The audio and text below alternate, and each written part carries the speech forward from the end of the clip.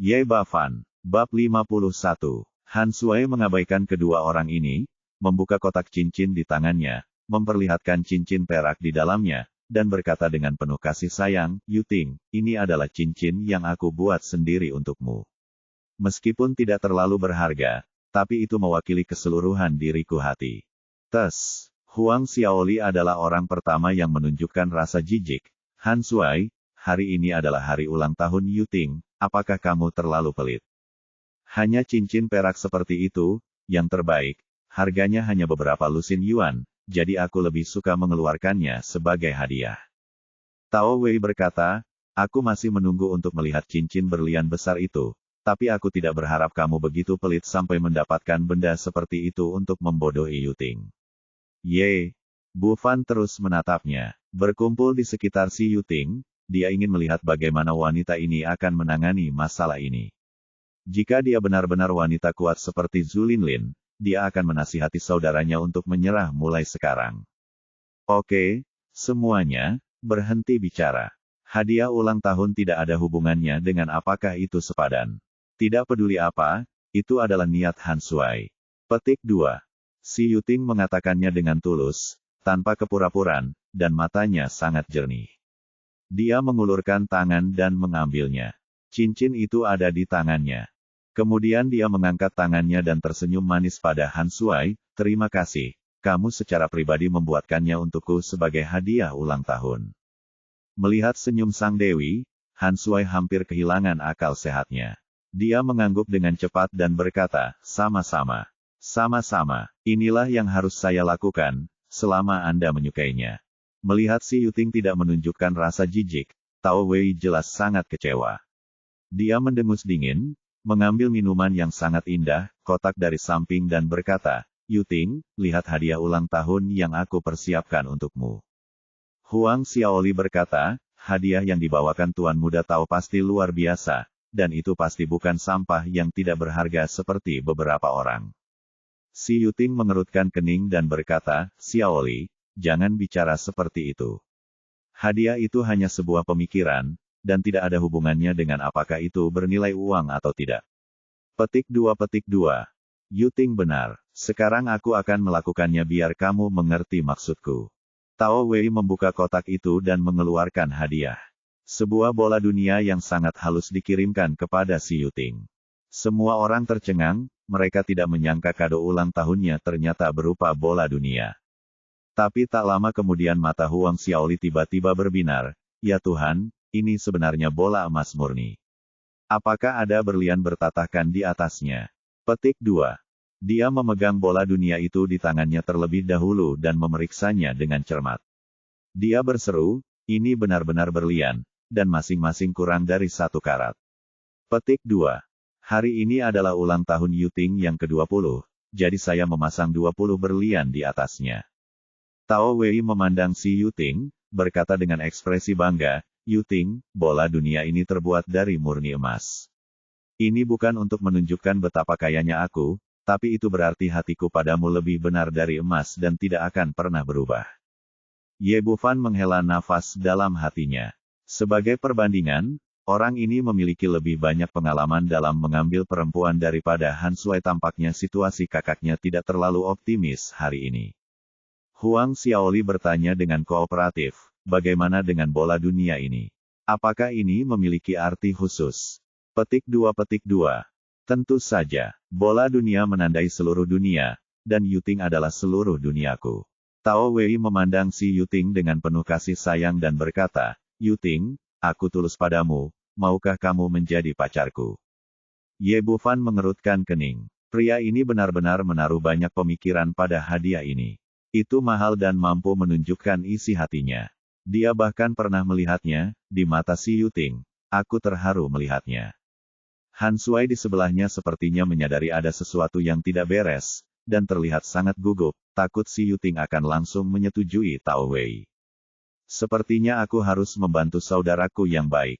Ye Bufan menjentikkan jarinya dan menembakkan sinar angin tanpa suara ke perut bagian bawah Tao Wei. Pada saat ini, semua orang tenggelam dalam suasana yang diciptakan dengan cermat oleh Tao Wei. Seluruh ruangan pribadi sunyi. Mata semua orang terfokus pada Si Yuting, menantikan jawabannya. Si Yuting sedikit ragu-ragu. Dari lubuk hatinya, dia merasa tidak enak dengan Tao Wei, tapi hadiah ulang tahun hari ini sangat cerdik sehingga dia sangat tersentuh.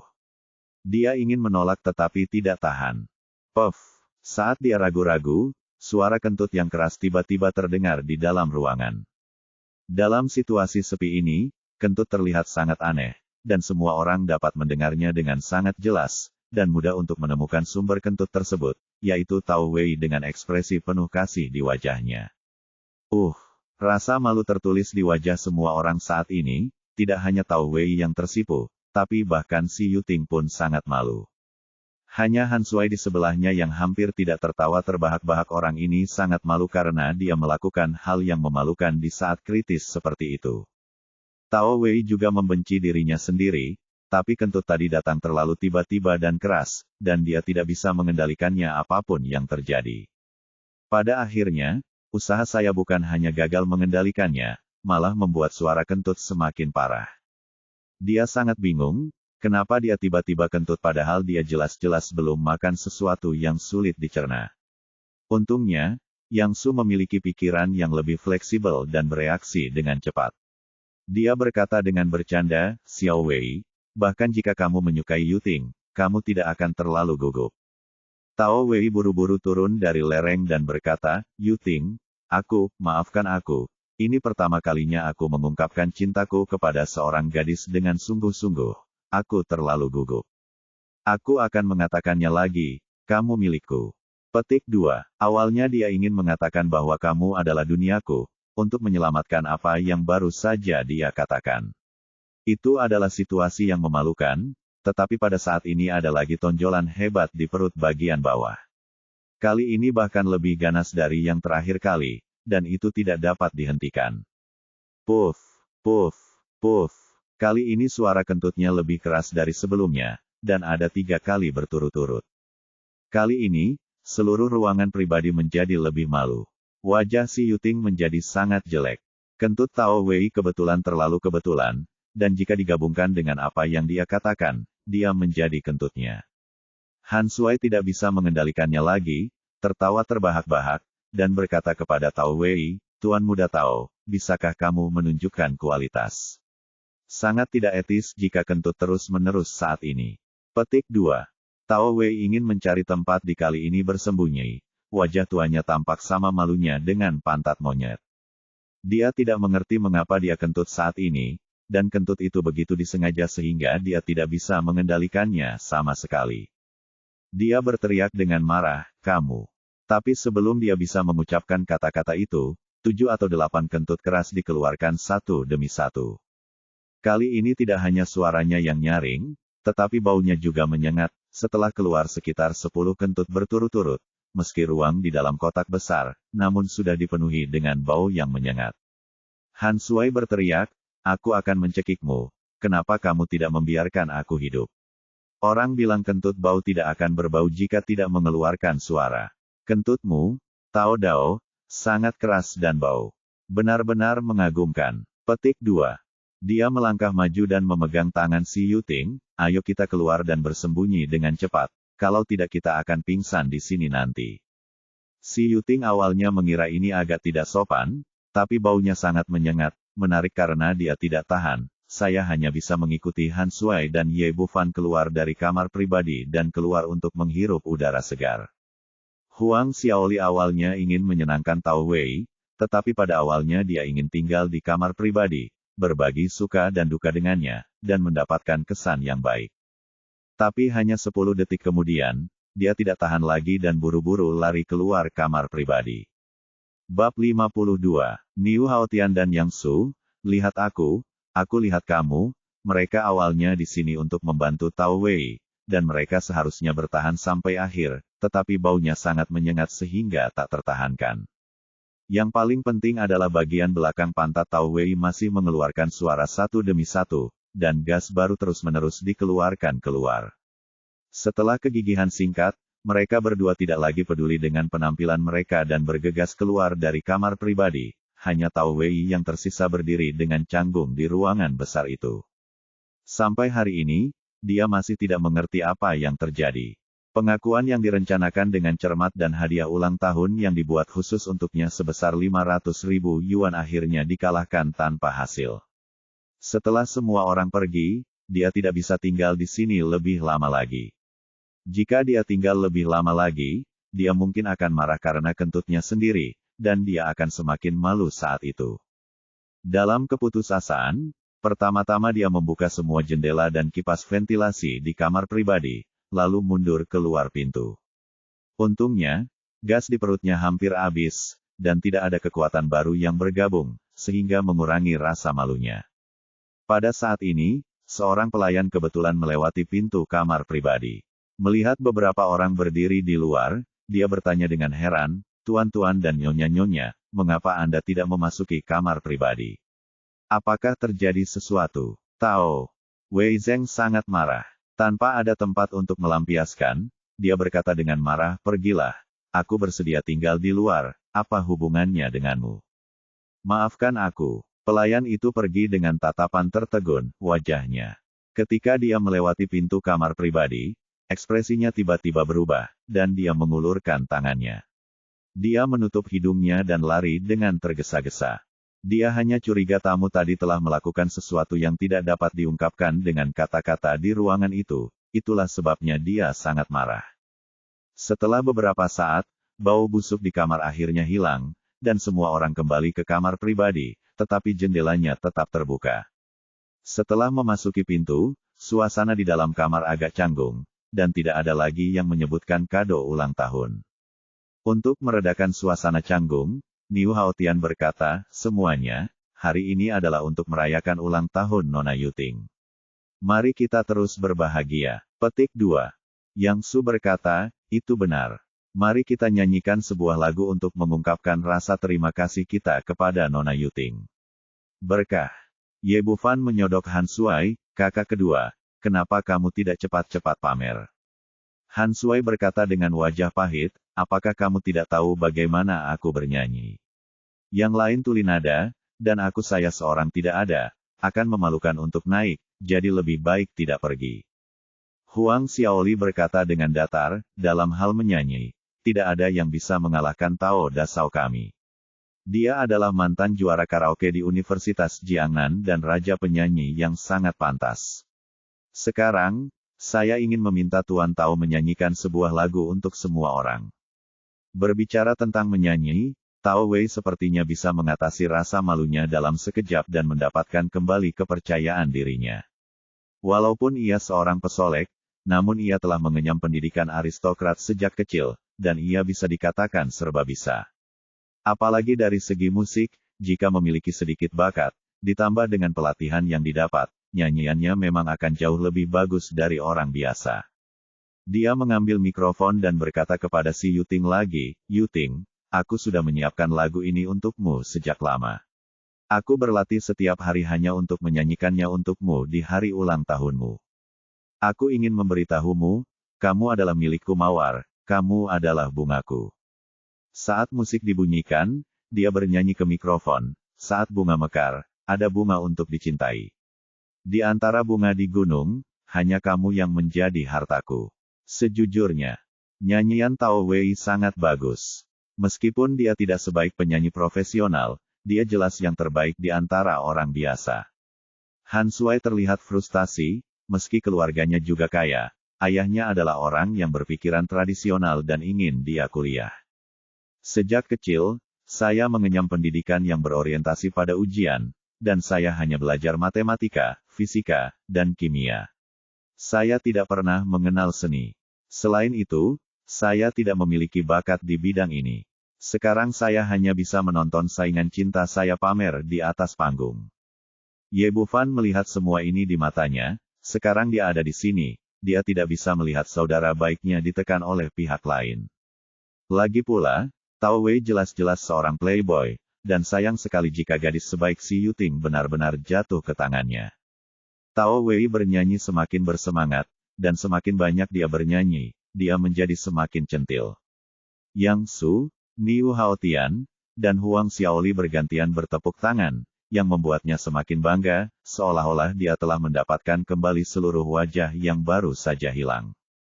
Kamu milikku. Tapi yang tidak dia duga adalah begitu dia menyanyikan klimaks dari lagu tersebut, sebelum dia sempat mengucapkan kata, mawar, tiba-tiba semburan udara keluar dari tenggorokannya, dan dia benar-benar bersendawa. Irama lagunya berubah total selanjutnya, kamu milikku, kamu milikku, Cegukan datang silih berganti, membuatnya mustahil untuk bernyanyi lagi. Tao Wei hampir menjadi gila, apa yang sebenarnya terjadi? Tidakkah kamu melihat kalender matahari saat kamu keluar hari ini? Mengapa hal buruk terjadi silih berganti? Aku hanya ingin pamer di depan si Yuting agar aku bisa menidurkan wanita itu. Kenapa banyak sekali liku-likunya? Masih bisakah kamu membiarkan orang menjemput perempuan? Semakin dia memikirkannya, semakin marah dia. Akhirnya, dia membanting mikrofon di tangannya ke tanah. TMD, aku tidak akan bernyanyi lagi. Huang Xiaoli buru-buru melangkah maju untuk menghiburnya. Tuan Muda Tao, kamu tidak perlu marah. Kamu pasti merasa tidak enak badan hari ini, itu bukan masalah besar. Apa? Menurutmu ini akan berhasil? Ada piano di sana. Aku melihat musik piano yang kamu mainkan terakhir kali. Itu hanyalah suara alam. Bisakah kamu memainkan satu lagu lagi untuk kami semua? Niu Haotian mengikutinya. Berkata, ya, Xiao Wei. Kamu sangat serba bisa, mengapa membatasi diri pada satu lagu? Tidak buruk memainkan sebuah lagu. Kamu juga bisa persembahkan berkahmu untuk Yuting. Tao Wei sedang dalam suasana hati yang baik setelah mendengar apa yang dikatakan kedua orang itu. Setelah beberapa saat, dia berjalan menuju piano di sebelahnya. Ye Wei yang KTV awalnya mengambil rute kelas atas, dan mereka memesan kamar pribadi platinum dengan minimal pembelian 10.000. Memang ada piano yang bagus di kamar itu.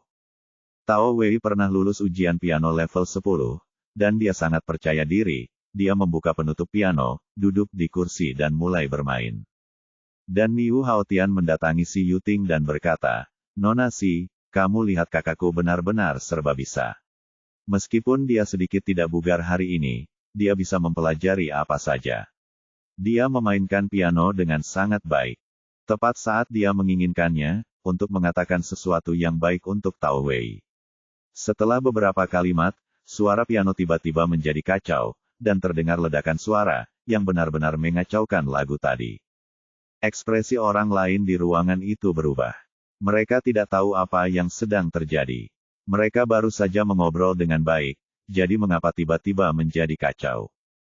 Tao Wei juga bingung. Baru saja hendak pamer, tiba-tiba tubuhnya terasa mati rasa di sisi kiri, seperti hemiplegia.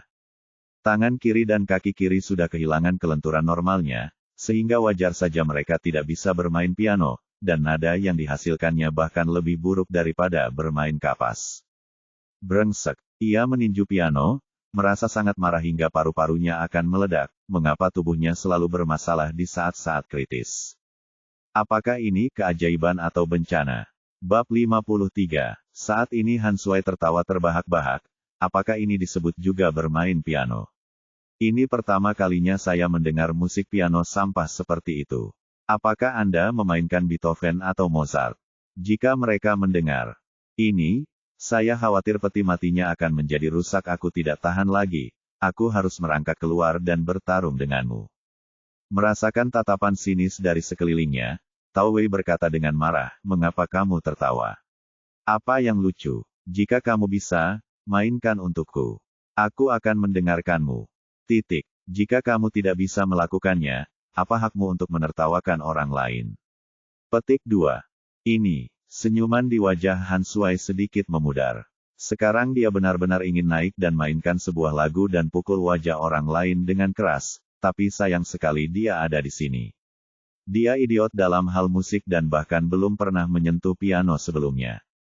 Melihat ekspresinya, Tao Wei merasa sedikit lebih baik, dan berkata dengan arogan lagi, hanya kalian berdua yang malang.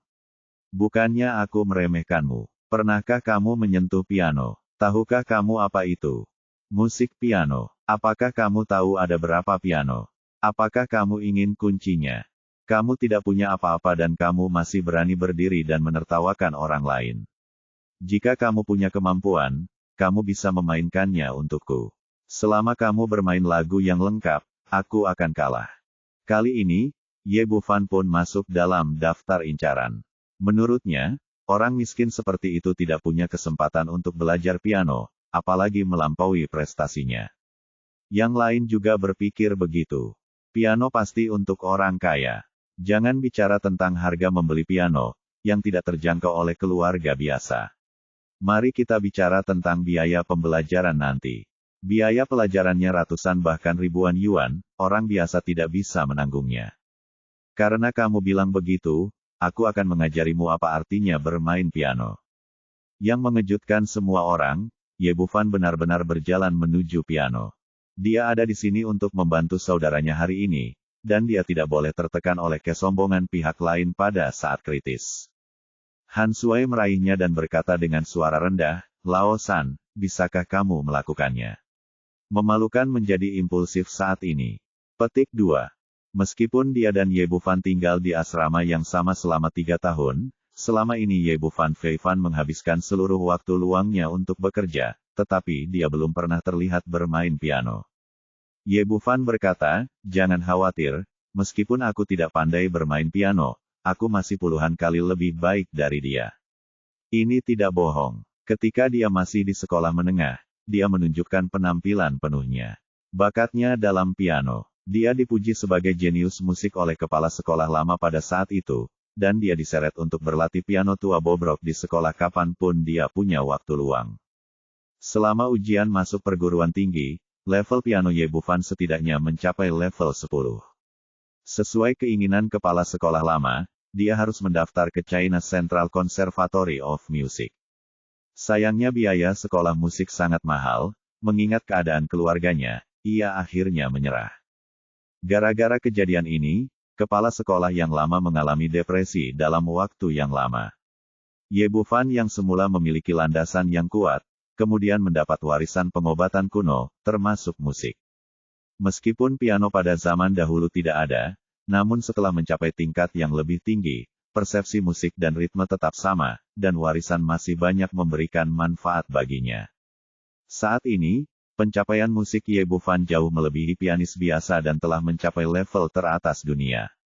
Dia berjalan langsung ke piano dan berkata kepada Tao Wei di sebelahnya, "Saya tidak bersaing dengan Anda, tapi saya ingin Anda melihat apa sebenarnya permainan piano itu." Lalu dia duduk di depan piano dan mulai bermain. Berpura-pura, "Kamu bisa bermain." Tao Wei berdiri di dekatnya dan hendak mengatakan sesuatu dengan sinis, tapi tertegun oleh semburan musik yang merdu. Apakah ini Simfoni nomor 2 Beethoven? Lagu ini menceritakan sikap hidup yang penuh semangat dan bebas dari rasa melankolis dan kabut, yang dirasakan orang lebih pada perayaan hidup. Suara musik mengalir seperti mata air, Ye Bufan duduk di depan piano dengan ekspresi tenang, dan tangannya dengan cepat memainkan tuts seperti kupu-kupu yang tertiup angin. Ya Tuhan, ini kedengarannya bagus sekali.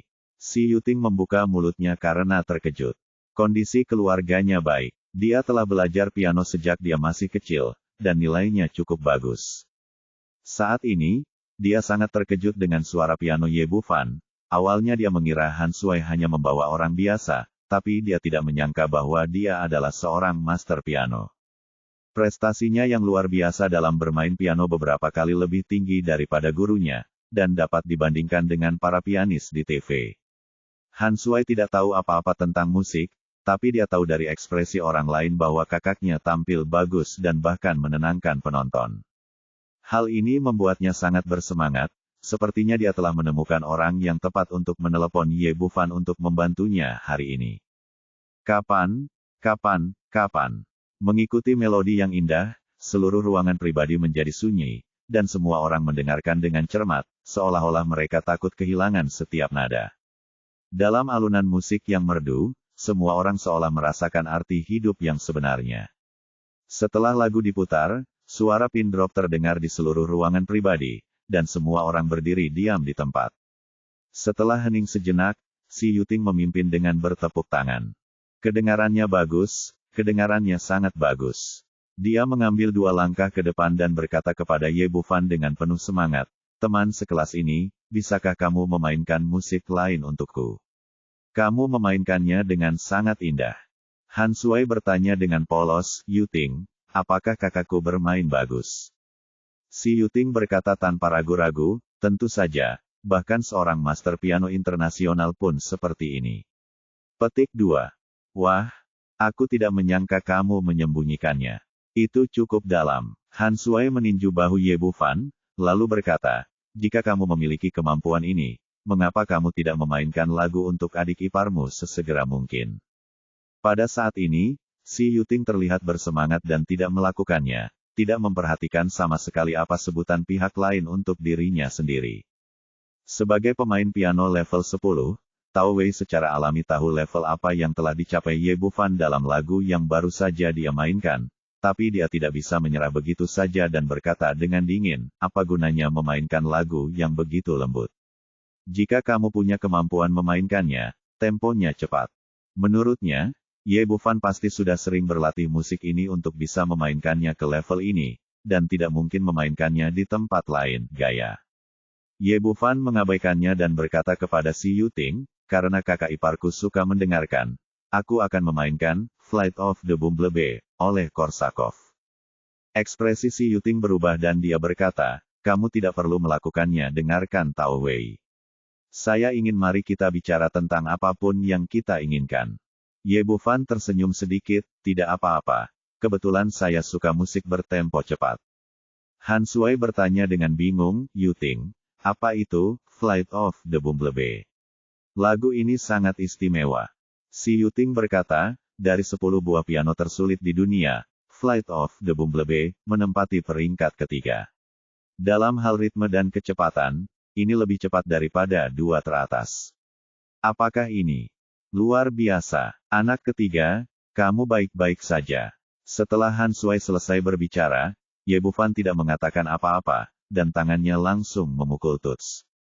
Namun, kecepatan bermain kali ini jauh lebih cepat dari sebelumnya, 10 jari jatuh pada tuts seperti tetesan air hujan, dan udara di seluruh ruangan pribadi sepertinya tersulut oleh melodi yang padat ini. Bab 54. Kali ini, gaya bermainnya berubah dari gaya lembut dan lembut tadi, dan kecepatannya dipercepat hingga ekstrim, memberi orang rasa kekuatan yang sangat kuat, serangkaian ledakan membuat darah semua orang mendidih. Ya Tuhan, jenis musik apa ini? Mengapa seru sekali? Menyenangkan sekali. Petik 2. Meskipun Han Sui adalah seorang amatir, dia juga tertular oleh musik yang menarik ini dan menjadi bersemangat. Si Yuting sedang merekam video dengan ponselnya, tetapi ketika dia mendengar permainan Ye Bufan, dia begitu bersemangat hingga tangannya sedikit gemetar. Anak ini benar-benar berani memainkan Flight of the Bumblebee. Tao Wei terkejut pada awalnya, dan kemudian seringai muncul di wajahnya. Siapapun yang pernah belajar piano mengetahui keagungan karya ini, dan ini bukanlah sesuatu yang bisa dimainkan dengan santai oleh orang biasa. Bahkan master piano paling terkenal di dunia saat ini tidak berani menampilkan karya seperti itu di depan umum, karena sangat sulit untuk dikuasai, dan jika Anda tidak berhati-hati, Anda akan mengacaukannya dan mempermalukan diri sendiri. Saya hanya bisa memainkannya sambil berlatih secara diam-diam untuk merasakan kekuatan bidak ini. Kini Ye Bufan justru memerankan Flight of the Bumblebee di depan umum, yang dianggap bunuh diri di mata para profesional. Nak, bagaimanapun juga, kamu adalah orang miskin yang tidak memiliki pengalaman sama sekali. Kamu benar-benar menganggap dirimu sebagai master piano dunia. Menurutku kamu tidak akan memiliki martabat untuk berdiri di sini jika kamu membodohi dirimu sendiri nanti. Ekspresi kesenangan muncul di wajah Tao Wei. Seolah-olah dia telah melihat adegan di mana Ye Bufan kehilangan kendali. Ye Bufan, yang berada di depan piano, tidak peduli dengan apa yang dipikirkan orang lain, kecepatan tangannya semakin cepat, mencapai tingkat yang luar biasa. Si Yuting melihat pemandangan di layar ponsel, mulutnya terbuka lebar karena terkejut, dan bola matanya hampir melotot keluar dari rongganya. Saya melihat tangan Ye Bufan telah berubah menjadi bayangan, dan tidak mungkin untuk melihat dengan jelas apa yang terjadi pada tuts piano. Terlalu cepat. Ini sangat cepat. Ini bukanlah kecepatan yang bisa dicapai manusia. Meskipun Huang Xiaoli, Niu Haotian, Yang Su dan yang lainnya memandang rendah Ye Bufan, mereka semua terkejut dengan kecepatan tangannya dan nada eksplosif yang dia mainkan. Kecepatan ekstrim, musik ekstrim, saat Ye Bufan memainkannya, beberapa orang di ruangan itu hampir menahan nafas, seolah adrenalinnya membara selama bermain. Secara umum, meskipun seseorang berani memainkan musik ini, temponya harus diperlambat beberapa ketukan, namun Ye Bufan tidak memperlambat sama sekali, sebaliknya, dia memainkannya lebih cepat dari siapapun sebelumnya. Pada saat ini, suara mendengung terus-menerus melayang di atas kepala dan telinga semua orang, dan pemandangan kawanan lebah menari di depan mereka mau tidak mau muncul. Kecepatan Ye Bufan menjadi semakin cepat, dan kedua tangannya hampir berubah menjadi bayangan. Ini jelas merupakan sepasang tangan yang sedang bermain, tetapi tampaknya ada banyak tangan yang memukul tuts. Yang mengejutkan adalah kecepatan secepat itu hanya tercermin pada tangannya, namun tubuhnya seluruh tubuh yang lepas, dan ia duduk di sana dengan stabil seperti gunung. Seluruh tubuhnya memancarkan aura keanggunan dan stabilitas, namun tangannya sangat cepat dan kejam. Meskipun si Yuting merekam video tersebut dengan ponselnya, dia tidak berani menggerakkan matanya karena takut kehilangan penampilan paling seru dan sempurna dalam hidupnya. Yang Su awalnya merokok, tetapi saat ini dia lupa tentang puntung rokok di tangannya hingga jari-jarinya terbakar. Hati Ye Bufan juga dipenuhi dengan perasaan yang hangat. Dia telah sepenuhnya mendemonstrasikan musik warisan sekolah kedokteran kuno pada piano ini. Adrenalin melonjak dan kecepatan tangan meledak. Pianonya tampak sedikit bergetar, tidak mampu menahan beban yang begitu cepat dan hampir hancur. Akhirnya, dia mencapai kecepatan ekstrim permainan hari ini, mencapai puncak tertinggi, saat nada terakhir meledak pada tutsnya, semua yang ada di ruangan itu kembali tenang. Tao Wei, yang awalnya menunggu Ye Bufan mempermalukan dirinya sendiri, berdiri di sana seperti boneka, dia benar-benar tercengang. Baru kemudian dia menyadari betapa besar kesenjangan antara dia dan orang lain dalam hal piano. Itu tidak ada bandingannya, atau bahkan tidak ada bandingannya. Mereka tidak berada pada level yang sama-sama sekali. Ada perbedaan lebih dari 10 jalan. Ye Bufan berdiri dan menghela nafas secara diam-diam, tidak heran musik ini begitu sulit. Tidak hanya membutuhkan tingkat spiritual pencapaian musik, tetapi juga membutuhkan kekuatan fisik yang baik. Dapat dikatakan bahwa memainkan musik ini adalah upaya fisik yang lengkap, dan hanya seorang pejuang seperti saya yang dapat mencapai kebebasan dan kemudahan dengan tubuhnya, dan dapat menggunakan kecepatan sejauh ini. Dia berbalik dan berkata kepada Han Sui, "Beri aku rokok." Oh, saat ini, Han Sui masih dalam kondisi setengah lesu. Dia bahkan lupa bahwa Ye Bufan tidak merokok sama sekali, dan dia ekspresinya acuh tak acuh, dia mengeluarkan sebatang rokok dari sakunya dan membuangnya. Ye Bufan mengambil rokoknya, membuka tutup pianonya, dan dengan lembut menggosokkan rokok tersebut pada struktur baja pianonya, dia mendengar bunyi letupan dan rokok itu segera menyala. Orang-orang di sebelah saya belum pulih dari keterkejutannya. Saat ini, keterkejutan di hati mereka semakin tinggi. Mereka sebenarnya bisa menyalakan rokok dengan piano. Operasi macam apa ini? Banyak komponen dalam struktur internal piano terbuat dari baja, yang akan menghasilkan banyak panas jika terjadi gesekan yang sangat cepat. Jika Anda bermain terlalu cepat dan panas mencapai tingkat tertentu, kertas akan terbakar jika Anda mendekatinya. Ini adalah kebenaran yang telah didengar banyak orang, namun tidak seorang pun pernah berpikir bahwa seseorang benar-benar bermain piano dan kemudian menyalakan rokok. Ye Bufan awalnya tidak merokok. Yang dia lakukan hanyalah membawa penampilannya ke kesimpulan yang sukses. Pada saat ini, dia menghirupnya dengan lembut dan kemudian meniup cincin asap dengan cara yang sangat dingin dan tidak terkendali. Membuang rokok di tangannya, dia menemukan semua orang tercengang, dan si Yuting menatapnya dengan mata cerah. Biar ku beritahu, apakah aku agak terlalu besar? Hari ini aku di sini untuk membantu saudara-saudaraku yang baik. Aku tidak bisa menaruh semua halo pada diriku sendiri. Ye. Bufan diam-diam menyesalinya. Dia akan tahu lebih baik untuk tetap rendah hati. Profil. Pada saat ini, si Yuting kembali sadar dan berteriak dengan penuh semangat, sempurna. Sempurna sekali. Saya akan mempostingnya secara online sehingga semua orang dapat melihat pertunjukan paling sempurna di dunia. Saat dia berbicara, tangannya gemetar. Dia mengendalikan ponselnya dan memposting video yang baru saja dia rekam secara online.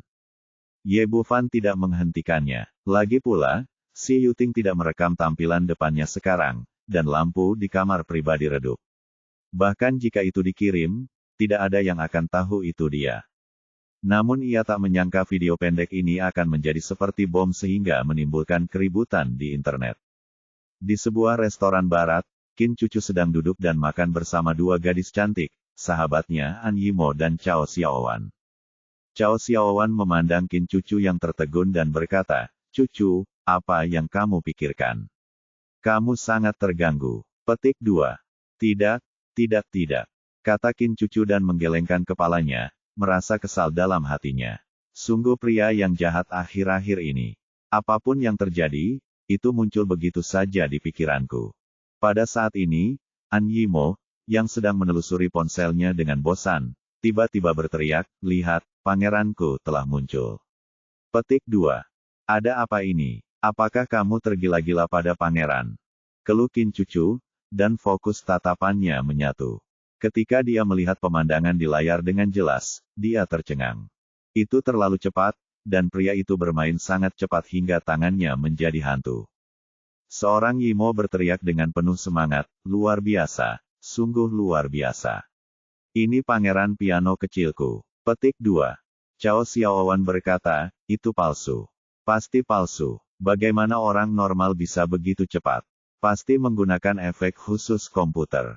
Tujuannya adalah untuk menipu wanita konyol sepertimu yang memikirkan pangeran sepanjang hari." Bab 55. Seorang Yimo berteriak dengan penuh semangat, "Xiaowan, kamu tidak mengerti piano, jadi kamu tidak tahu.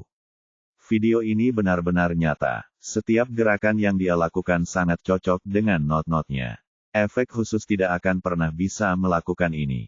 Efek ini."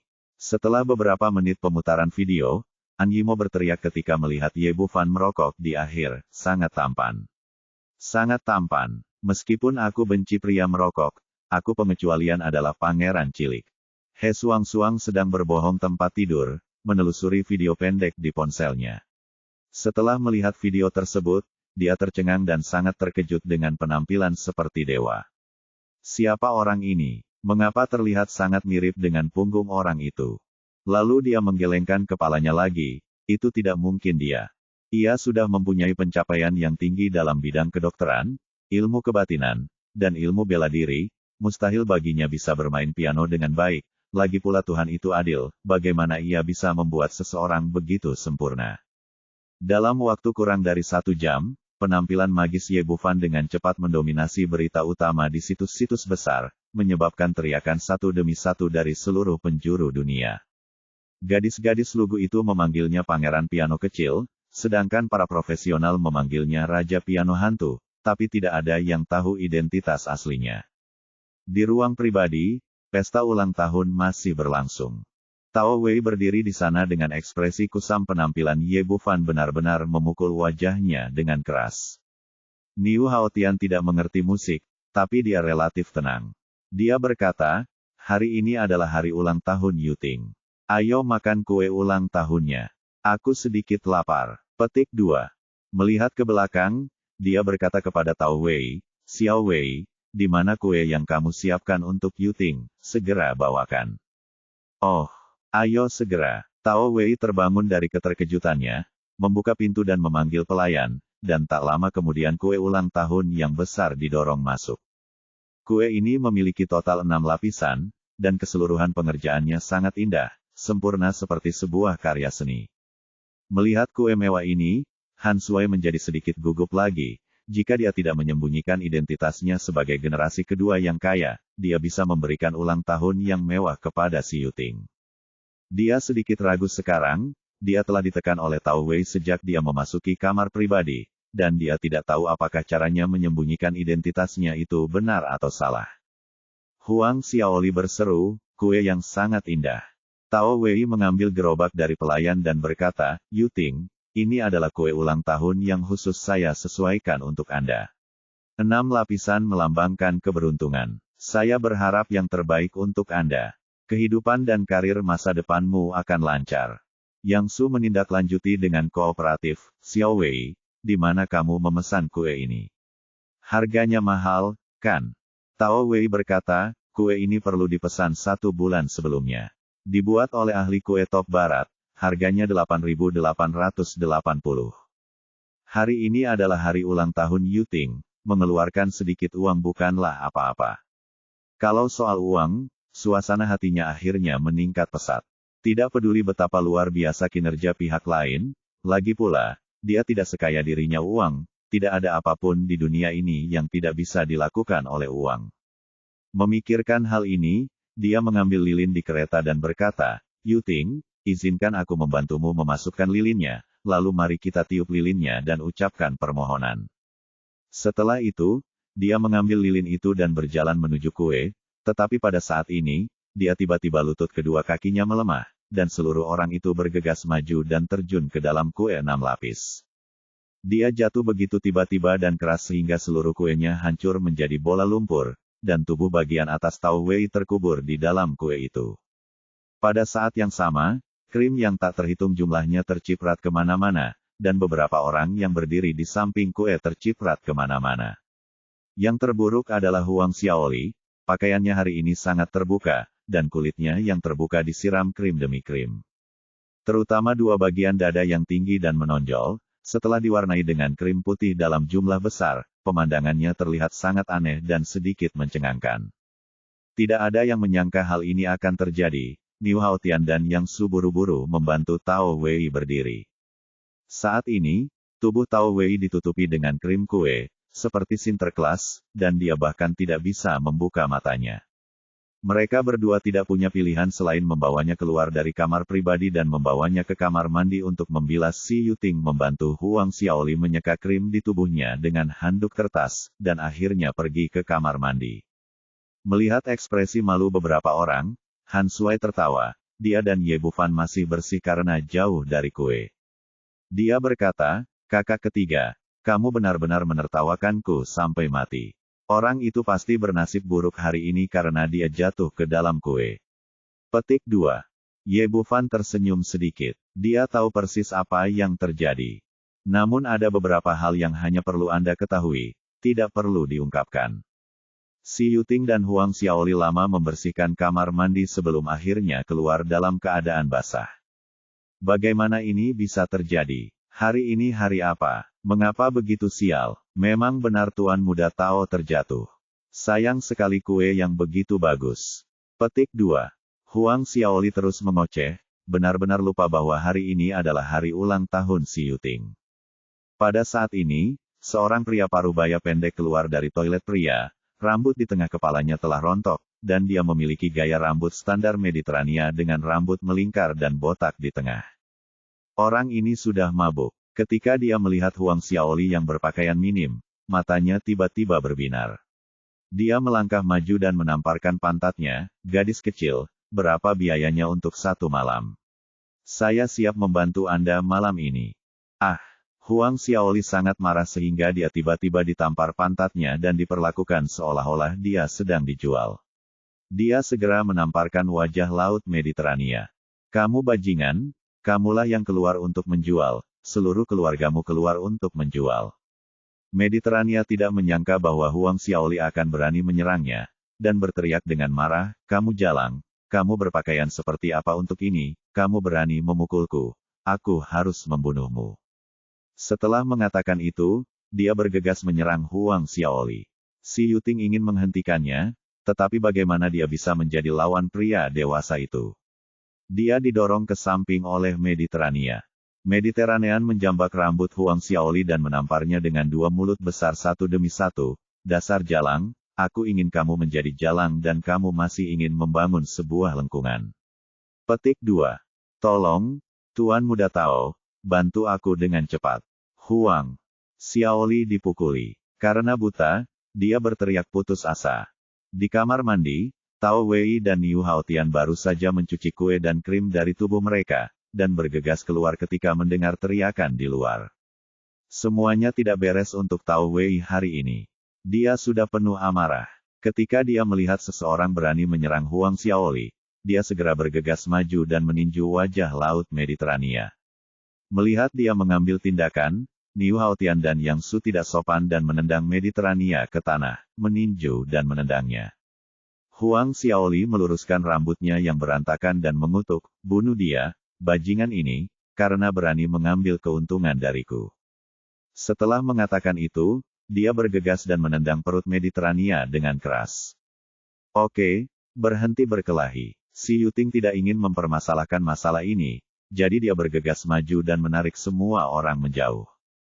Mediterranean bangkit dari tanah, menyeka darah dari sudut mulutnya, dan berteriak kepada orang-orang ini, jika kamu berani memukulku, tunggu saja aku.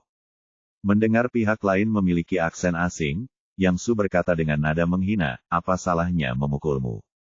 Namaku Yang Su. Jika kamu memiliki kemampuan, datanglah ke ruang pribadi Platinum untuk menemukan kami. Bab 56. Nak, tunggu aku jika kamu punya nyali. Setelah Mediterania selesai berbicara, dia buru-buru berjalan menuju sisi lain koridor. Yang Su berkata dengan nada menghina, jika orang asing berani bersikap sombong padaku, aku akan memukulmu setiap kali aku melihatnya. Pada saat ini, Ye Bufan dan Han Sui mendengar suara itu dan berjalan keluar dari kamar pribadi dan berkata kepada si Yuting, kamu baik-baik saja. Benar. Tao Wei berkata dengan ekspresi bangga di wajahnya, apa yang bisa terjadi pada Yuting jika aku melindunginya?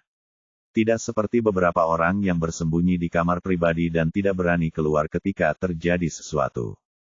Niu Haotian melanjutkan, iya, Yuting, selama kamu bersama Xiao Wei mulai sekarang, tidak akan ada yang tidak bisa kamu selesaikan dengannya di Jiangnan. Huang Xiaoli berkata, Tuan Muda Tao, Muda Tuan Yang, terima kasih atas bantuan Anda, terutama Tuan Muda Yang, Anda sangat tampan sekarang. Setelah mengatakan itu, dia membungkuk sedikit kepada Yang Su seolah berterima kasih padanya. Ketika dia membungkuk, dia tidak menutupi kecantikannya, dari garis lehernya sama sekali. Dia sudah mengenakan pakaian terbuka, jadi maksudnya sangat jelas. Tidak apa-apa, pria harus melindungi wanita, kata Yang Su dan menepuk bahu mulusnya. Meskipun dia tidak menganggap serius wanita yang penuh dengan prostitusi ini, tetap saja tidak apa-apa untuk melakukan one night stand. Tepat setelah memukuli pria parubaya itu, si Yuting berkata dengan cemas, bagaimana kalau kita sampai di sini hari ini dan segera pergi? Petik 2. Tao Wei berkata, bagaimana? Hari ini adalah pesta ulang tahunmu. Itu baru saja dimulai dan aku belum bermain. Aku bersenang-senang, aku harus bersenang-senang sebelum aku bisa pergi. Rencana awalnya adalah membuat si Yuting mabuk malam ini dan kemudian menangkapnya dalam satu gerakan. Si Yuting berkata, tapi, saya khawatir orang itu akan kembali menimbulkan masalah bagi kita. Petik 2. Niu Haotian berkata, apa yang kamu takutkan? Seperti yang saya katakan tadi, tidak ada yang tidak bisa diselesaikan oleh Xiao Wei, di kota Jiangnan. Apapun yang terjadi, kamu hanya perlu membayar berikan saja padanya. Tao Wei juga berkata dengan ekspresi bangga di wajahnya, Yuting, jangan khawatir, dalam kasus terburuk aku akan bertanya pada ayahku untuk memanggil Ma Jiuye, dan semuanya akan beres saat itu. Yang Su tampak sombong. Dia berkata, itu hanya orang asing. Apa yang perlu dikhawatirkan? Jika dia berani datang lagi, kami tiga bersaudara akan langsung membunuhnya. Sejak tidak ada yang peduli, si Yuting tidak mengatakan apapun, dan semua orang kembali ke kamar pribadi bersama. Han Sui dan Ye Bufan duduk bersama dan berkata dengan sedikit kesal, itu semua karena terlalu berisik di sini. Kami terlalu lambat untuk keluar sekarang, jika tidak, kami tidak akan memberikan pahlawan kecil itu kesempatan untuk menyelamatkan keindahan. Sebuah cibiran muncul di sudut mulut Ye Bufan, jangan cemas, masalah ini tidak sesederhana itu. Mungkin akan ada sesuatu yang bagus untuk ditonton nanti. Dia memiliki penglihatan yang sangat baik, dan dia baru saja bisa melihat dengan jelas bahwa pria berambut Mediterania memasuki ruang pribadi eksklusif termewah di KTV ini. Siapapun yang bisa mengakses Supreme Private Room di sini, baik penduduk lokal maupun orang luar, pasti memiliki latar belakang yang sangat kuat, dan hal ini pasti tidak akan terlupakan. Han Sui berkata dengan sedikit kebingungan, Lao San, apa maksudmu dengan ini? Ye Bufan berkata, jangan khawatir, tunggu dan lihat saja. Mediterania dengan marah kembali ke ruang pribadi tertinggi dan menutup pintu. Mendorong pergi. Kamar pribadi tertinggi sangat luas, hampir 100 meter persegi, dan dekorasi di dalamnya sangat mewah. Di atas sofa kulit Italia di tengah, seorang pria parubaya berjas tang duduk di sana dengan sangat nyaman. Di belakangnya berdiri deretan pria besar berjas hitam, semuanya tinggi dan kuat, dengan aura jahat di wajah mereka, mengelilinginya seperti bintang yang memegang bulan. Di kedua sisi sofa, 4 wanita berpakaian minim berdiri, melayani pria parubaya seperti seorang kaisar. Melihat Mediterania datang dengan hidung dan wajah memar, ekspresi pria parubaya itu berubah. "Sepupu, ada apa denganmu?" "Saudara ke-9, saya baru saja melihat seorang wanita di luar. Dia berpakaian seperti perempuan jalang. Dia jelas-jelas dijual dan dia harus berpura-pura tidak bersalah. Jadi, saya menggodanya dan bertanya berapa harga semalam, tetapi saya akhirnya membayar wanita ini." Aku ditampar mulutnya, dan kemudian beberapa anak laki-laki memukuliku. Salah satu dari mereka, Yang Su, berkata dia akan menungguku di kamar pribadi Platinum. Setelah mendengar apa yang dikatakan Laut Mediterania, pria parubaya itu ekspresinya menjadi gelap, dan ada jejak emosi di tubuhnya. Ada aura pembunuh yang kuat. Seseorang berani menyentuh sepupuku menggantikanku. Aku benar-benar tidak sabar. Petik 2. Merasakan momentumnya, keempat wanita di sebelahnya begitu takut mereka tidak berani mengatakan sepatah kata pun. Dia menoleh ke samping dan berkata, "Ah Bao, pernahkah kamu mendengar tentang anak laki-laki bernama Yang Su ini?" Seorang pria bertubuh besar dengan wajah galak di sebelahnya mengambil 2 langkah ke depan dan berkata dengan ekspresi hormat, "Kembali ke Tuan Jiu, saya belum pernah mendengar tentang dia. Dia seharusnya menjadi bajingan kecil tanpa reputasi. Bawa seseorang ke sana dan panggil mereka. Saya ingin melihat siapa yang berani menyentuh sepupu saya Majiu." Ternyata orang tengah ini pria tua adalah pria terkenal di kota Jiangnan Majiuye, yang memiliki rambut Mediterania, adalah sepupunya dari luar kota. Awalnya, dia ingin menghibur kerabat ini dan memamerkan identitas dan statusnya saat ini, tetapi dia tidak menyangka sepupunya dipukuli di wilayahnya sendiri, yang membuatnya sangat marah. "Ya, Tuan Jiu." Abao setuju dan berjalan keluar dengan gaya rambut Mediterania dan 4 pria bertubuh besar berjas. Di ruang pribadi Platinum, Yang Su memeluk Huang Xiaoli dengan satu tangan dan mengangkat gelas anggur dengan tangan lainnya. Dia berkata dengan wajah bangga, "Saya baru saja mengatakan bahwa orang asing tidak dapat membuat gelombang apapun. Jika dia belum melakukannya apapun untuk waktu yang lama, dia pasti kencing di pantatnya." Dia melarikan diri. Petik 2. Niu Haotian berkata, "Ya, itu akan menjadi keuntungannya jika dia tidak datang. Jika dia datang, dia akan sial." Petik 2. Tao Wei berkata, "Jangan bilang dia tidak punya latar belakang, jadi bagaimana jika dia punya latar belakang? Paling-paling, aku akan membiarkan ayahku sapa Tuan Majiu, tidak peduli seberapa besar seseorang, kamu bisa menghadapinya." Beberapa orang berbicara dengan keras, dan tiba-tiba terdengar ledakan. Pintu kamar pribadi dibuka dari luar, dan Abao serta yang lainnya keluar dengan agresif. "Masuk." Mediterranean menunjuk ke arah Huang Xiaoli dan berteriak, "Pelacur kecil ini memukulku. Ambil dia kembali, aku akan membunuhnya hari ini." Abao melambaikan tangannya dan berkata kepada pengawal di belakangnya, "Apakah kamu mendengar itu? Bawa wanita itu pergi, ayo pergi. Apa yang kamu lakukan? Tahukah kamu siapa aku?" Tao Wei memecahkan gelas anggur di tangannya dan berjalan dengan penuh semangat, tetapi begitu dia sampai di sana, dia ditendang oleh pengawal berbaju hitam tanah. Niu Haotian dan Yang Su melangkah maju untuk membantu, tetapi dipukuli hingga jatuh oleh pengawal dengan 3 pukulan dan 2 tendangan. 2 pria berjas hitam lainnya melangkah maju, meraih Huang Xiaoli, dan menyeretnya keluar dari kamar pribadi. "Tuan Muda Yang, Tuan Muda Tao, tolong selamatkan saya secepatnya."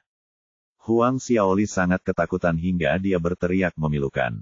"Jangan khawatir, aku akan menelepon seseorang sekarang." Tao Wei mengeluarkan ponselnya dan hendak menelepon ayahnya. Pada saat ini, Abao menatap semua orang dan berkata dengan ekspresi tegas, "Kalian semua datang ke sini juga, Tuan Jiu. Aku ingin bertemu denganmu." Setelah mengatakan itu, Dia berbalik dan pergi tanpa khawatir orang-orang ini akan melarikan diri. Tao Wei baru saja mengeluarkan ponselnya, tapi dia tercengang dan bahkan tidak bisa menekan tombol. Kata Jiuye terdengar di telinganya seperti sambaran petir di seluruh kota Jiangnan. Hanya Ma Jiu yang berani memanggilnya Jiuye. Niu Haotian dan Yang Su juga menyadari hal ini. Bentuk rambut Mediterania ada hubungannya dengan Ma Jiuye, dan sekarang mereka dalam masalah besar. Mereka baru saja mengalahkan orang-orang Ma Jiuye. Bab 57. Melihat sahabatnya telah diculik, Si Yuting dengan gugup berkata kepada Tao Wei dan yang lainnya, cepat dan pikirkan cara untuk menyelamatkan Xiaoli. Ketiga. Orang itu tampak kalah, dan mereka telah lama kehilangan semangat tinggi dan kesombongan. Jika Tuan Ma Jiu tersinggung, dia bahkan tidak bisa melindungi dirinya sendiri, jadi bagaimana dia bisa peduli pada Huang Xiaoli? Melihat tidak satu pun dari ketiga orang itu yang berbicara, Si Yuting berkata dengan marah, kamu tidak peduli, kalau begitu aku akan memanggil polisi. Saat dia mengatakan itu, dia mengeluarkan ponselnya dan hendak memanggil polisi. Tapi Tao Wei merampas teleponnya dan berteriak, kamu berani menelepon polisi tentang Tuan Ma Jiu. Apakah kamu ingin membunuh kami? Si Yuting berkata dengan marah, Tao Wei, apa yang akan kamu lakukan? Kamu tidak peduli tentang Xiaoli dan Anda tidak mengizinkan saya menelepon polisi. Apakah Anda hanya melihatnya diperkosa? Apakah Anda dianiaya? Petik 2. Pihak lain adalah Tuan Ma Jiu. Tahukah Anda bahwa memanggil polisi hanya akan membunuh kita? Pada saat ini, Tao Wei tidak lagi peduli untuk berpura-pura menjadi citra sebelumnya dan berteriak histeris. Ini semua salah wanita jalang itu. Bagaimana dia bisa membawa begitu banyak masalah kepada kita jika dia tidak mengenakan pakaian yang begitu sedikit? Petik 2. Kamu bajingan. Si Yuting sangat kecewa padanya. Jika kamu tidak menyelamatkan Xiaoli, aku akan menyelamatkannya. Setelah itu, dia berjalan menuju Supreme World ke arah kamar pribadi. Yuting, tunggu aku. Han Sui segera melangkah maju untuk menyusul. Meskipun dia tahu reputasi Ma Jiuye, wanita di depannya adalah favoritnya, tidak peduli apakah ada gunung pedang dan lautan api di depannya, dia akan mengikutinya. Semua saudara lelakinya yang baik telah pergi, dan Ye Bufan secara alami mengikuti di belakang. Tao Wei dan dua lainnya saling memandang, dan akhirnya mengikuti tanpa daya. Mereka tidak mengkhawatirkan Si Yuting, tetapi karena keagungan Ma Jiuye, mereka bahkan tidak memiliki keberanian untuk melarikan diri.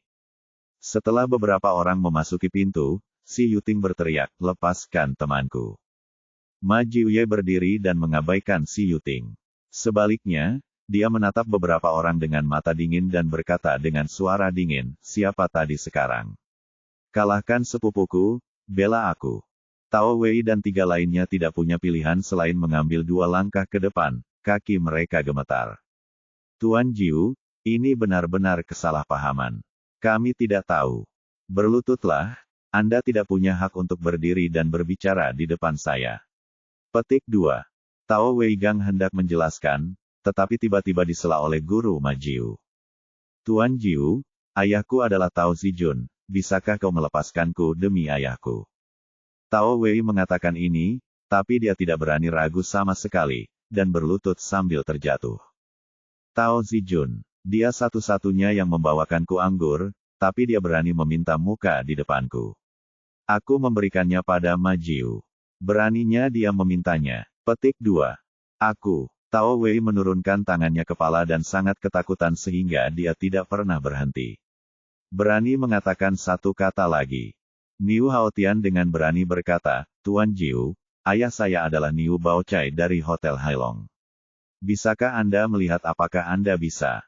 Sebelum dia selesai berbicara, Tuan Ma Jiu mengangkat tangannya dan menamparkan wajahnya. Sial, seorang pemilik hotel, kualifikasi apa yang harus Anda bicarakan dengan saya? Kali ini Niu Haotian juga jatuh berlutut, kehilangan kepercayaan dari tuan muda sebelumnya. Yang Su masih menyimpan sedikit keberuntungan di dalam hatinya dan berkata dengan wajah tersanjung, Tuan Jiu, ayah saya adalah Yang Wu, yang bekerja untuk Su Dalong Tou di Sikeng. Petik 2. Su Yang. Bahkan dia sendiri tidak berani datang ke tempatku untuk menimbulkan masalah. Selain itu, dia adalah putra seorang Masi. Berhenti bicara omong kosong dan berlututlah. Di bawah kekuatan Ma Jiuye, Yang Su tidak berani ragu dan segera berlutut di samping Niu Haotian. 3 orang yang tampaknya menjadi satu-satunya di dunia sekarang berlutut berdampingan di tanah, bahkan tidak memenuhi syarat untuk berbicara. Kali ini, Ma Jiuye mengalihkan perhatiannya ke Ye Bufan dan yang lainnya, meskipun si Yuting takut dan gugup, dia mengertakkan gigi dan berkata, lepaskan temanku secepatnya, atau aku akan memanggil polisi. Ma Jiuye tersenyum dingin, gadis muda, kamu sangat bodoh, kamu. Bahkan mengancamku dengan memanggil polisi.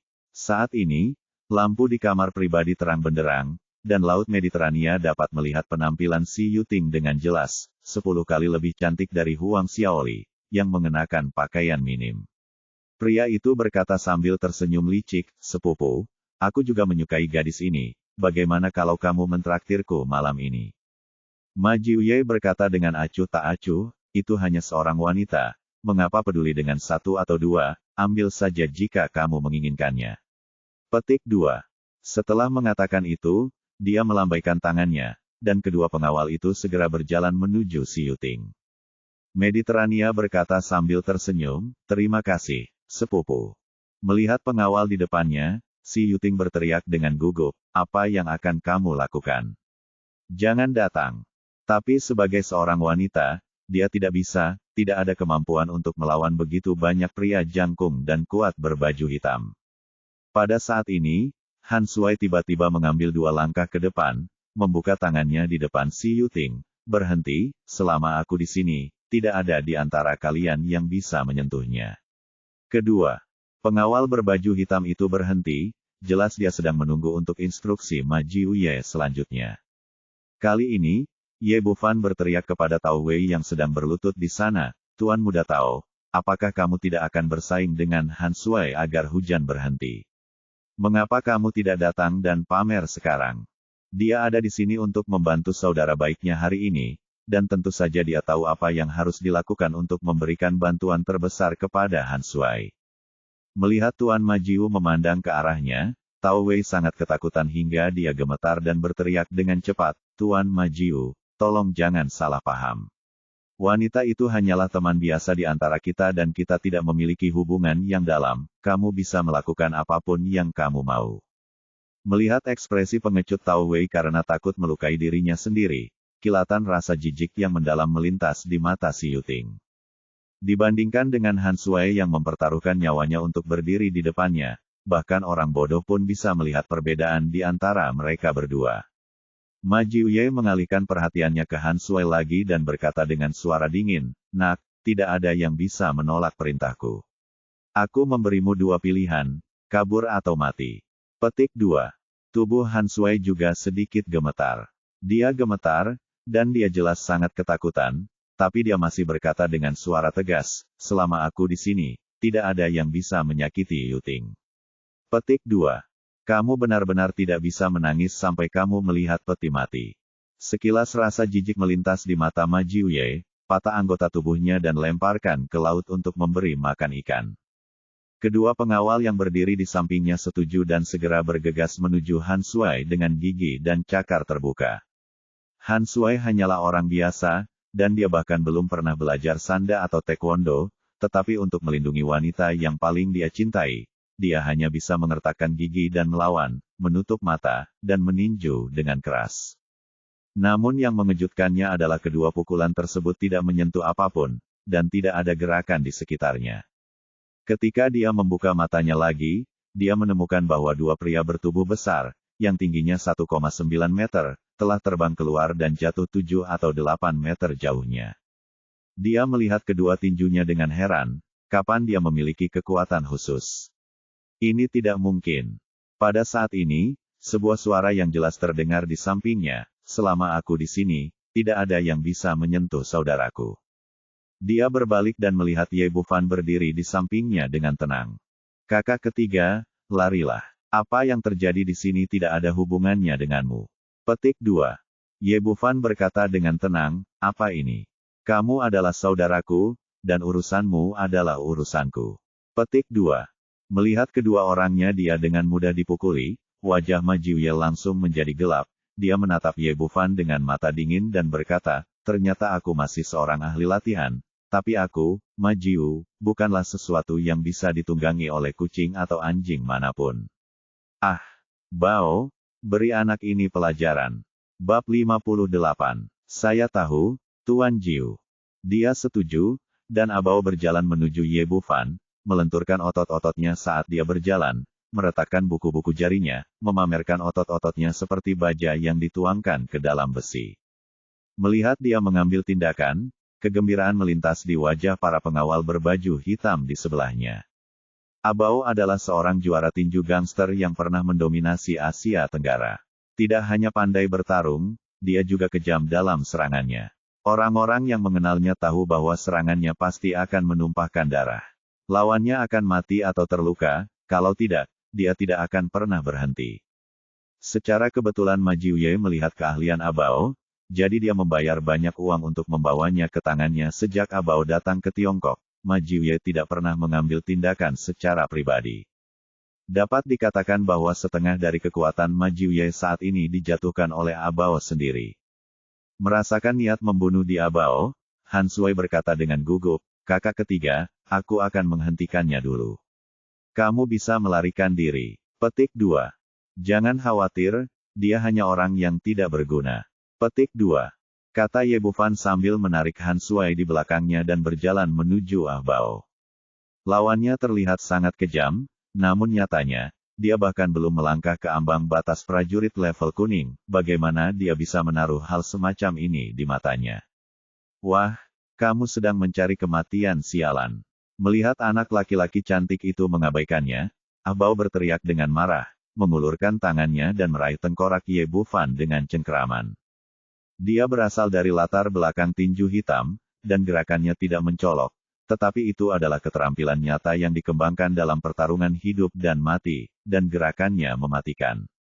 Keluar dari sini, di bawah kesadaran Ye Bufan, gerakan Abao, yang di mata orang lain secepat kilat, lambat seperti siput.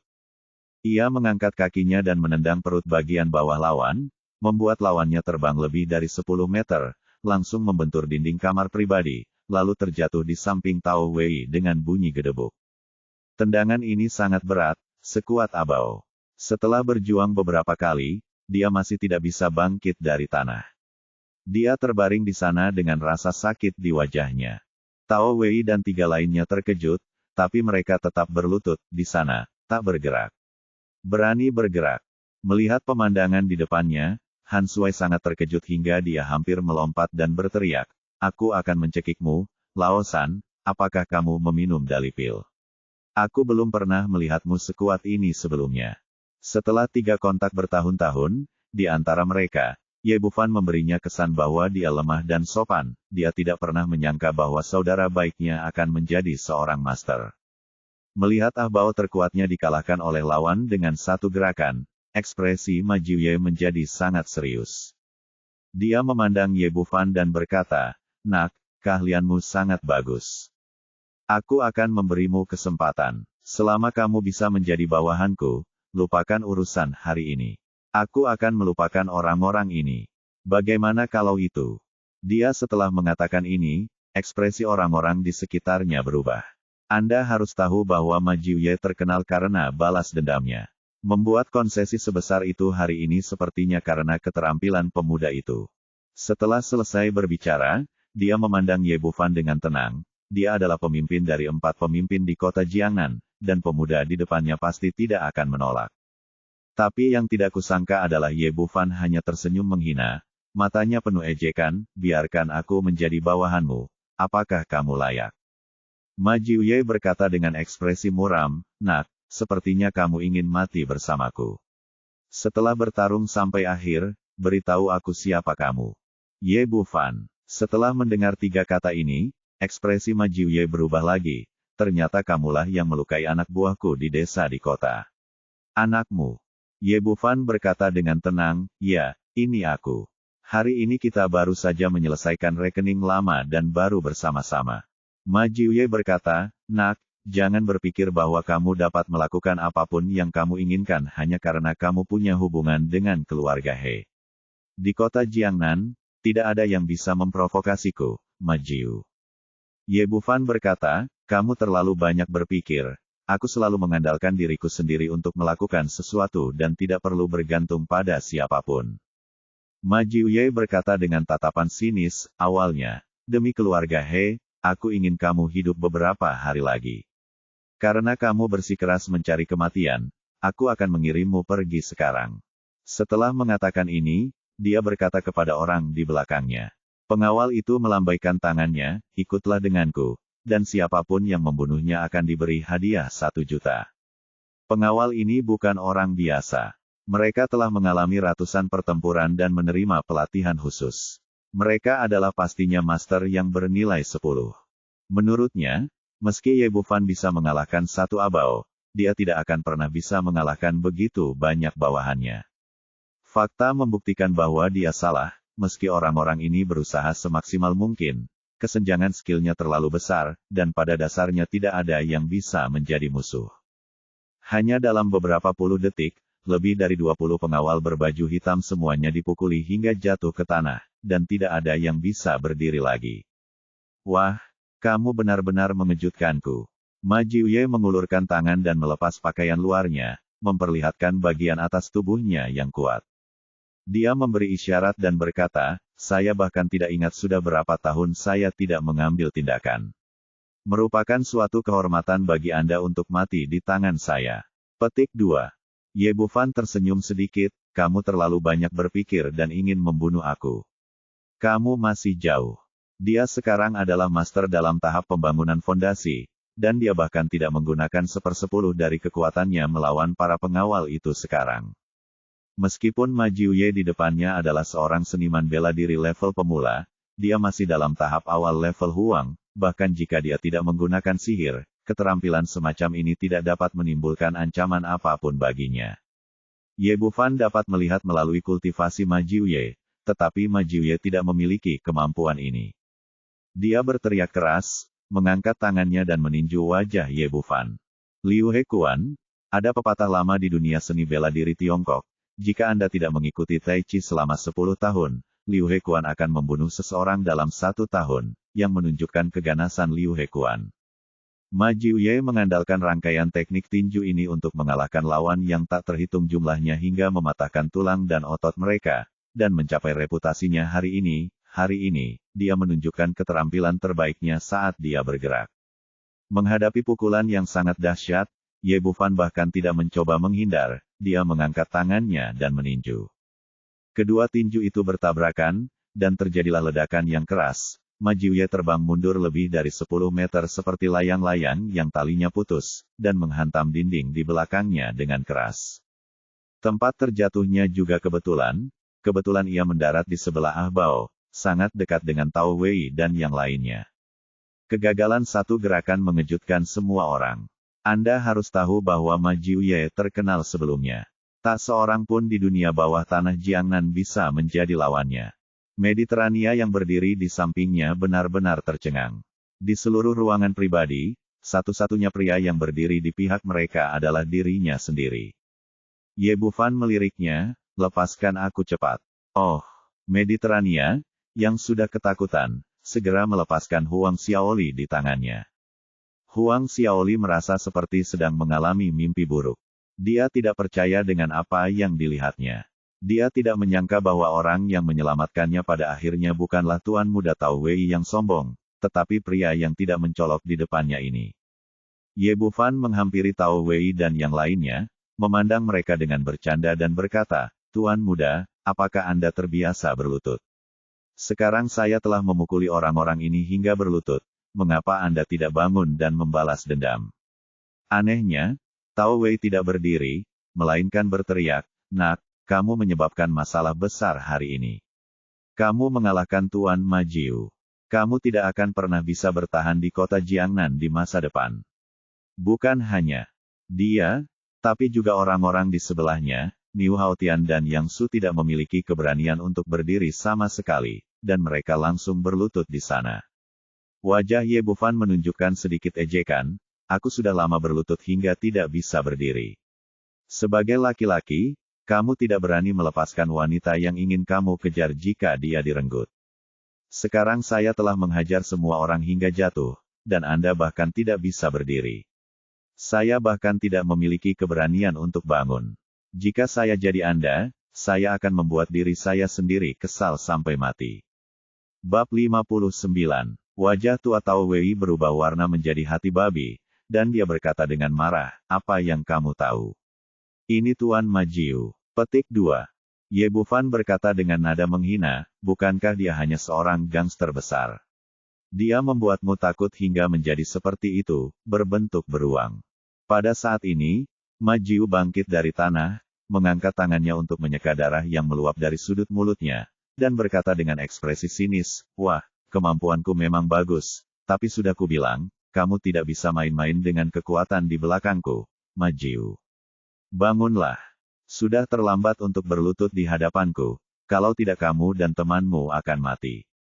Ada seseorang di belakangmu, kan? Ye Bufan mencibir, kalau begitu jangan bilang aku tidak akan memberimu kesempatan, telepon aku sekarang dan bunuh kamu, temukan semua orang yang bisa kita temukan.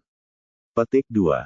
Dia ingin benar-benar putus dengan Tuan Majiu hari ini, dan dia harus menghadapi ini kawan, kalau tidak, kerabat dan teman-temannya akan mendapat masalah di masa depan.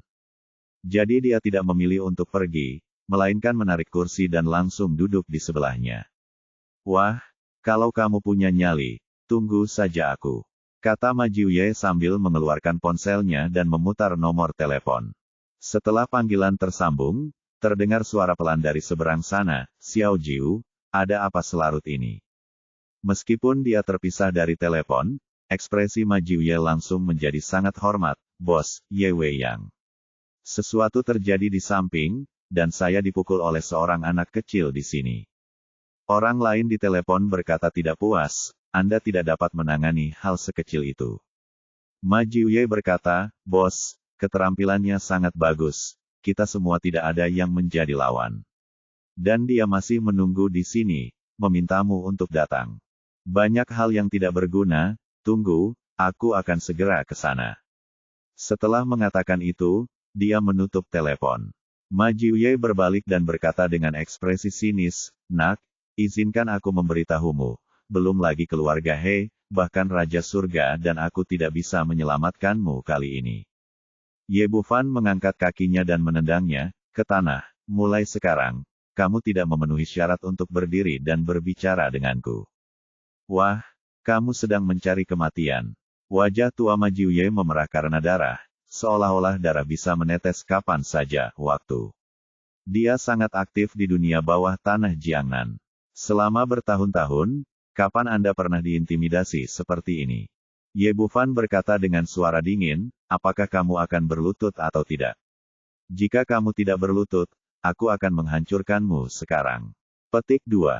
Jika dia tidak ada di sana hari ini, nasib Han Sui dan yang lainnya bisa dibayangkan. Untuk orang seperti itu yang mengancam teman-temannya, dia tidak akan sopan sama sekali. Kamu, meskipun Majiu Ye mengertakkan gigi dengan kebencian, untuk mempertahankan kultivasi seumur hidupnya, dia hanya bisa menahan rasa malu di hatinya dan berlutut tegak di samping Tao Wei dan yang lainnya. Baru saja dia meminta Tao Wei dan yang lainnya untuk berlutut dan berbicara, dan sekarang dia telah jatuh ke titik ini. Namun, orang-orang harus menundukkan kepala mereka di bawah atap menghadapi pemuda yang mendominasi, dia hanya bisa menahannya untuk saat ini. Diam-diam dia merasa kejam di dalam hatinya, menunggu bosnya datang, dia harus memastikan bahwa anak ini tidak bisa hidup tanpa kematian. Melihat Majiu Ye, yang sangat mereka kagumi, berlutut bersama mereka, perasaan Tao Wei dan yang lainnya campur aduk. Mereka tidak pernah menganggap serius Ye Bufan, anak malang, tetapi baru saja mereka berlutut di depan Majiu Ye, dan sekarang Majiu Ye berlutut di depan Ye Bufan lagi. Kesenjangan ini membuat mereka merasakan rasa kehilangan yang tak terlukiskan. Wah, kamu tidak perlu bangga. Mari kita lihat bagaimana pendukung Majiu Ye akan menghadapimu nanti. Petik 2. Meskipun ketiga orang itu tidak berbicara, mereka semua memikirkan hal ini di dalam hati mereka. Sepertinya hanya Majiu Ye yang menghancurkan Ye Bufan, bisakah mereka melepaskannya? Mendapatkan kembali beberapa wajah akan membuat Anda merasa lebih baik. Meskipun dia telah melihat keahlian Ye Bufan, Han Sui masih sedikit khawatir, jadi dia mendatanginya dan berbisik di telinganya, "Lao San, ku dengar latar belakang Master Ma Jiu sangat kuat. Orang baik tidak akan langsung menderita kerugian, jadi ayo kita pergi dari sini dulu, biar ayahku memikirkan solusinya nanti." Ye Bufan tahu bahwa masalah hari ini harus diselesaikan, jika tidak maka akan menimbulkan masalah yang tidak perlu bagi kerabat dan teman-temannya di masa depan. Dia berkata, "Kakak kedua, kenapa kamu tidak membawa adik iparmu dan pergi dulu? Aku bisa berada di sini sendirian." Petik 2. Bagaimana itu bisa dilakukan? Kita adalah saudara yang berbagi suka dan duka. Bagaimana aku bisa meninggalkanmu sendirian di sini? Han Sui kembali ke si Yuting dan berkata, "Yuting, kamu kembali dulu. Aku akan kembali kepadamu setelah masalah ini selesai." Si Yuting berkata dengan nada tegas, "Bagaimana itu bisa dilakukan? Kita berbagi tanggung jawab yang sama dalam menghadapi kesulitan. Jika kita harus mati bersama, saya tidak bisa pergi sendiri." Ye Bufan tertawa terbahak-bahak, "Menurutmu mengapa ini seperti hidup dan mati? Jangan khawatir, tidak akan terjadi apa-apa padamu selama aku di sini." Han Sui dan si Yuting keduanya mengangguk. Mereka tidak sepenuhnya mempercayai kata-kata Ye Bufan, tetapi dengan sikap berbagi suka dan duka, mereka akan tetap tinggal apapun yang terjadi. Tapi Huang Xiaoli jelas tidak berpikir demikian, berkata, "Yuting, jika kamu tidak pergi, aku akan pergi dulu." "Yah, kamu kembali dulu." Ekspresi kekecewaan muncul di mata si Yuting, tapi dia tidak mengatakan apa-apa. Huang Xiaoli berlari keluar dari kamar pribadi tanpa mengucapkan sepatah kata pun. Han Sui meludah dan berkata, "Apa-apaan ini?" Petik 2. Masalah hari ini semua disebabkan oleh Huang Xiaoli. Pada akhirnya, dia lebih merepotkan dari siapapun, tapi dia berlari lebih cepat dari siapapun. Ye Bufan tidak peduli sama sekali. Huang Xiaoli hanyalah seorang wanita sombong, dan dia tidak peduli, tidak mengharapkan dia melakukan apapun. Dia berkata kepada si Yuting, "Kakak ipar, saya mendengar bahwa Anda adalah gadis berbakat dari Departemen Keuangan Universitas Jiangnan. Apakah Anda sudah menemukan tempat yang bagus sekarang?" Mendengar Ye Bufan memanggil kakak iparnya, pipi si Yuting sedikit memerah, tapi dia tidak berkata apa-apa. Sebaliknya, dia mengulurkan tangan dan memegang tangan Han Sui. Setelah apa yang terjadi tadi, dia sudah tahu bagaimana memilih. "Jangan dengarkan Han Sui. Omong kosong, aku bukan wanita berbakat." Dia berkata, "Situasi pekerjaan bagi mahasiswa sekarang semakin sulit, dan saya belum menemukan pekerjaan yang cocok." "Bagus, bisakah kamu datang dan membantuku?" Petik 2. Ye Bufan secara singkat memperkenalkan situasi restoran Zui Jiangnan, dan kemudian berkata, "Saya tidak tahu cara mengelola restoran, dan manajer saat ini juga bersifat sementara. Sebaiknya adik ipar saya datang ke sini dan bantu aku." "Tentu saja itu bagus." Si Yuting berkata dengan ragu-ragu, "Tapi saya baru saja lulus. Tidak pantas menjadi manajer umum secara langsung.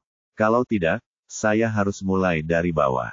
Ye Bufan berkata, "Saya percaya pada visi saudara kedua saya. Orang yang dia pilih pasti benar. Anda bisa mengambil alih seluruh restoran." Ketika si Yuting berinisiatif untuk berpegangan tangan, Han Sui merasa senang dan berkata, "Lao San, kamu benar sekali. Apalagi restoran, itu adalah perusahaan grup. Yuting dapat mengurusnya untukmu, jika tidak bagaimana caranya jadilah istriku." Si Yuting memelototinya dengan tajam, "Omong kosong apa yang kamu bicarakan? Siapa istrimu?" Han Sui berkata sambil tersenyum, "Bukankah ini hanya masalah waktu saja?" Pada saat ini, ada deru langkah kaki di luar, dan kemudian puluhan pria berbaju hitam bergegas ke kamar pribadi. Meskipun orang-orang ini mengenakan seragam seni bela diri tradisional, mereka memancarkan kekuatan yang sangat kuat. Siapapun yang Anda tarik tidak kalah dengan level abau. Melihat bala bantuan datang, Ma Jiuye menjadi bersemangat. Waktu untuk membalas dendam akhirnya tiba. Bahkan Tao Wei dan yang lainnya merasakan debaran di hati mereka. Mereka bisa menerima intimidasi Ma Jiuye, tapi mereka tidak bisa menerima keberadaannya, diinjak oleh Ye Bufan. Jadi di dalam hati mereka semua berharap bos di belakang panggung Majiu Ye akan memberi pelajaran pada Ye Bufan. Bab 60. Setelah pria berbaju hitam memasuki pintu, mereka dengan cepat berpisah ke kedua sisi, meninggalkan jalan di tengah, dan kemudian seorang pria parubaya masuk perlahan. Pria ini mengenakan jaket besar, kacamata hitam besar di wajahnya, potongan rambut disisir ke belakang, dan cerutu di mulutnya, memancarkan aura yang kuat dan tampak seperti bos besar. Tao Wei dan yang lainnya sangat terkejut dan kagum. Mereka telah lama mendengar bahwa Majiu Ye memiliki pendukung yang misterius dan kuat, tetapi mereka sudah bertahun-tahun tidak melihatnya. Hari ini, dia melihat bahwa dia benar-benar kuat. Pada saat yang sama, saya diam-diam senang bahwa saya dan orang lain telah membuat pilihan yang tepat sebelumnya. Anak itu pasti sudah hancur sekarang.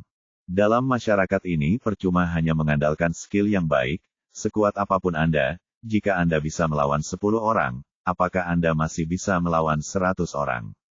Tidak peduli seberapa terampilnya Anda, apakah Anda masih bisa menggunakan senjata panas berlebih yang kuat?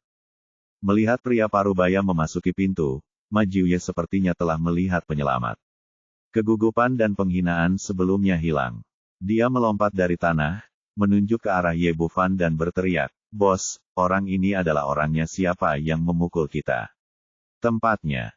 Setelah pria parubaya itu melihat Ye Bufan, dia tiba-tiba mempercepat langkahnya, mendekat dan berteriak dengan tegas, "Berlututlah." Majiu Ye tampak bangga dan berteriak, "Nak, apakah kamu mendengar itu? Cepat berlutut untuk bos kita, jika tidak." Sebelum dia selesai berbicara, pria parubaya itu berteriak dengan tegas lagi, "Sudah kubilang, berlututlah untukku. Hari ini Dokter Ye tidak akan membiarkan kamu bangun, jadi berlututlah untukku. Sampai mati." Ah, Majiu Ye tampak bingung. Dia menantikan bintang dan bulan, dan akhirnya berharap bala bantuan. Mengapa dia berlutut? "Bos, apakah kamu salah? Anak ini merusak tempat kita." Pria parubaya itu tampak marah, mengangkat tangannya dan menamparkan wajah Tuan Majiu, lalu menendangnya ke tanah, memarahi dengan kesal, "Sialan itu, tidakkah kamu mengerti ketika aku memintamu untuk berlutut?" Saya mengerti. Meskipun Majiu Ye masih dalam keadaan kebingungan, dia mengerti satu hal, "Bos. Jangan salah, Anda memang harus mendapatkan berlutut." Meskipun sebelumnya dia adalah bos yang kuat, dia tidak berani ragu saat ini karena semua yang dia miliki diberikan oleh pria di depannya. Tanpa bos pendukung, dia tidak akan menjadi apa-apa sekarang, dan rumput di kuburannya mungkin akan setinggi manusia. Dia menjatuhkan diri ke tanah lagi, lebih hormat dan tegak dari sebelumnya. Semua orang tampak bingung dan tidak tahu apa yang sedang terjadi. Termasuk Han Sui yang baru saja diam-diam mengambil sebotol wine dan siap bertengkar hebat. Namun dia tidak menyangka akan seperti ini. Namun, Ye Bufan sudah mengenali pria parubaya itu. Itu adalah Tang Feng dari keluarga Tang. Ketika dia baru saja memperlakukan Tuan Tang, dia tampak seperti anak yang berbakti dan cucu yang berbudi luhur. Tak disangka, dia berubah menjadi bos terkenal di selatan sungai yang sedalam sekejap mata. Apa yang tidak dia ketahui adalah bahwa keluarga Tang, yang memulai sebagai seniman bela diri, selalu menjadi penguasa dunia bawah tanah di Jiangnan, dan yang disebut 4 kepala naga semuanya adalah anjing yang dibesarkan oleh keluarga Tang. Jika ada anggota keluarga Tang yang tidak bahagia, orang-orang ini dapat digantikan kapan saja. Pada saat ini, keringat dingin mengucur di dahi Tang Feng. Kesembuhan Tuan Tang dari penyakit seriusnya membuatnya merasa sangat baik. Setelah menerima telepon dari Tuan Majiu, dia bergegas bersama orang-orangnya. Tanpa diduga, pihak lain ternyata menjadi Ye Bufan. "Baru saja, saya sedang berdiskusi dengan ayah saya bagaimana menyenangkan tabib Ye dan menggunakan metode magisnya untuk memasukkan saya ke dalam jajaran prajurit tingkat Suan. Saya tidak menyangka bahwa bawahan saya akan menyebabkan masalah sebesar itu." Dia dengan hormat berjalan ke arah Ye Bufan dan berkata dengan senyuman di wajahnya, "Tuan Ye, saya benar-benar minta maaf karena bawahan saya tidak memiliki mata. Jadi saya menyinggung perasaan Anda. Tapi jangan khawatir, saya pasti akan memuaskan kamu, selama kamu mengucapkan sepatah kata pun. Jika demikian, saya akan segera menenggelamkannya ke laut untuk memberi makan ikan." Begitu dia mengucapkan kata-kata ini, suasana tenang semua orang yang hadir sekali lagi dikejutkan hingga ke puncak gelombang. Wajah Ma Jiuye menjadi pucat, dan dia tidak lagi memiliki ketenangan dan kesombongan seperti bos sebelumnya. Meski dia hanya seekor anjing yang dibesarkan oleh keluarga Tang, dia juga anjing yang tahu bagaimana menyenangkan tuannya dan bisa memberikan yang terbaik untuknya, manfaat.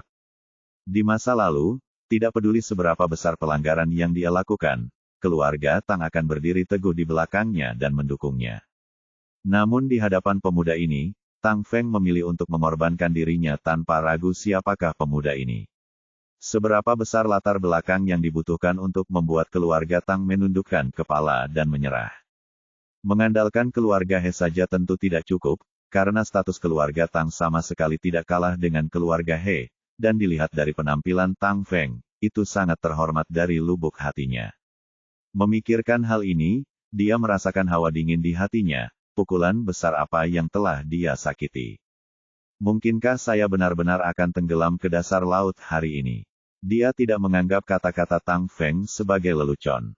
Mereka bertiga, Tao Wei, benar-benar terpana saat berlutut di sana, bahkan melupakan rasa sakit akibat kemacetan di lutut mereka. Mereka benar-benar tidak percaya dengan apa yang mereka lihat. Anak malang yang mereka pandang rendah sebelumnya tiba-tiba mencapai ketinggian yang hanya bisa mereka pandangi. Mereka hanya bisa berlutut seperti cucu di depan Tuan Ma Jiu, dan sekarang Tuan Ma Jiu sangat menghormati orang lain. Perbedaan antara satu dan yang lain begitu besar sehingga mereka dapat menghormati mereka seumur hidup. Saat ini, Si Yuting juga penuh rasa ingin tahu, apa asal-usul teman Han Sui ini. Pertama dia menunjukkan pencapaian luar biasa dalam bermain piano, lalu dia menunjukkan keterampilannya yang luar biasa, dan sekarang dia menjadi bos besar, yang berada di luar imajinasinya. Ye Bufan melirik Tang Feng, lalu ke Ma Jiuye yang terbaring di tanah, dan berkata dengan tenang, karena dia milikmu, mari kita lupakan masalah hari ini. Melihat bahwa dia tidak marah karena pelanggaran bawahannya, Tang Feng akhirnya menghela nafas lega, mimpinya menjadi prajurit tingkat Suan tidak hancur sama sekali. Saya akan berterima kasih kepada dokter ajaib untuk hal buta ini. Tang Feng berbalik dan menendang Tuan Ma Jiu lagi, kamu orang buta. Orang tua itu sangat menghormati Dokter Ilahi Ye, beraninya kamu menyinggung perasaannya. Lain kali aku memotongmu, aku tidak akan segera meminta maaf kepada Dokter Ye. Petik 2. Setelah mendengar ini, kebencian dan keengganan di hati Ma Jiuye lenyap sama sekali. Dia tahu betul orang seperti apa lelaki tua keluarga Tang itu adalah. Bagaimana dia bisa menyinggung seseorang yang bahkan menghormati lelaki tua itu. Orang mempunyai mentalitas seperti itu, jika status pihak lain begitu tinggi sehingga orang hanya bisa mengaguminya, maka dia bahkan tidak akan memiliki mentalitas balas dendam, yang tersisa hanya rasa hormat dan pasrah. Tuan Ye, maafkan saya. Sayalah, Ma Jiu, yang membutakan anjing itu. Saya menyinggung Dokter Ye, dan saya meminta Dokter Ye untuk menghukum saya. Petik 2. Ye Bufan melambaikan tangannya dan berkata, lupakan saja, bangun. Saya tidak menyalahkan siapapun yang tidak tahu apa yang terjadi hari ini. Saya tidak akan mengejarnya, tapi ingat saja, jangan memungut biaya perlindungan lagi untuk desa di kota mulai sekarang. Tang Feng memarahi, kamu orang yang tidak kompeten, pernahkah kamu mendengar apa yang dikatakan Dokter Ye, kamu tidak akan pernah diizinkan melakukannya lagi di masa depan. Hal kotor semacam itu. Saya jamin tidak ada yang akan memungut uang perlindungan dari desa di kota. Ma Jiuye berkata berulang kali, lalu berterima kasih pada Ye Bufan dan berdiri dari tanah. Para pedagang di perkotaan tidak mengetahuinya, tapi kata-kata Ye Bufan benar-benar menghilangkan mimpi buruk yang telah menjangkiti mereka selama bertahun-tahun. Ma Jiuye melirik ke arah Tao Wei dan ketiga orang yang berlutut di samping mereka, dan bertanya dengan hormat, Dokter Ye, bagaimana kita harus menghadapi orang-orang ini?